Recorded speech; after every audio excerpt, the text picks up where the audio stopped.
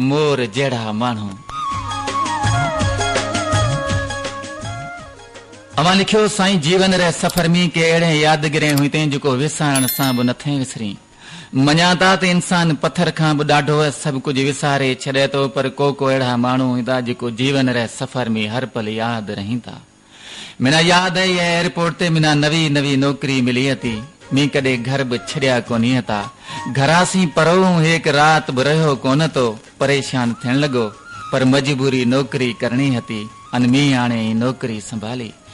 थोड़ा ॾींहं में थला माण्हू सी रिले मिले गयो। असांजे पासे में भोपेर तड़ो सोबारो शहरा ब वड़ा गोठ आबादी। या गोठारा माण्हू असां वटि कचहरे करणा था। अन हूं बुआ वटि हलियो जातो। अन दिल विंदराए वापस आतो।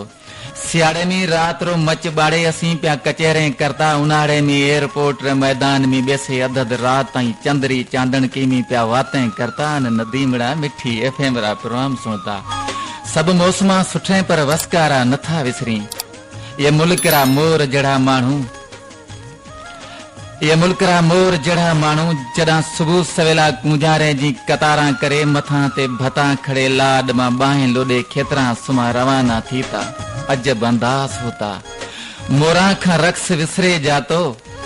मिना को सलाह करे का तो तू अपने खेतरी आए तना काड़ी की चिभड़के खाराइस। अन भेचे भेटाते ताजो इंतजार करीस। ओ मिठा मानू, वो मिठा भेड़ो मानूआ भेड़ो मांजो पियो वक्त गुजरतो। सच त मिना परा घर विसरे गया। एड़ी मोहब्बत मिली मोर मानू सी। ओ दिलेर मानू में सी मिलण ला एयरपोर्ट ते आता, पर वक्त वड़ा विछोड़ा घटिया। असी नेठ विछड़े हलिया गया। ओ असाना छड़े हलाए कीण हलियो गयो। ओ किथ रहियो हूं किथ रहियो।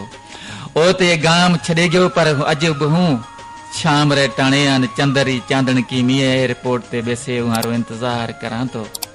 हा सब बातें गे विसरे, पर जड़ा हो या शाम रो मोकलाए रवानो थियो ते वे जेके ओछी गारा दे वणा सी भाकरा गते रुनो तो नदी। अजबो मंजर नथो विसरे।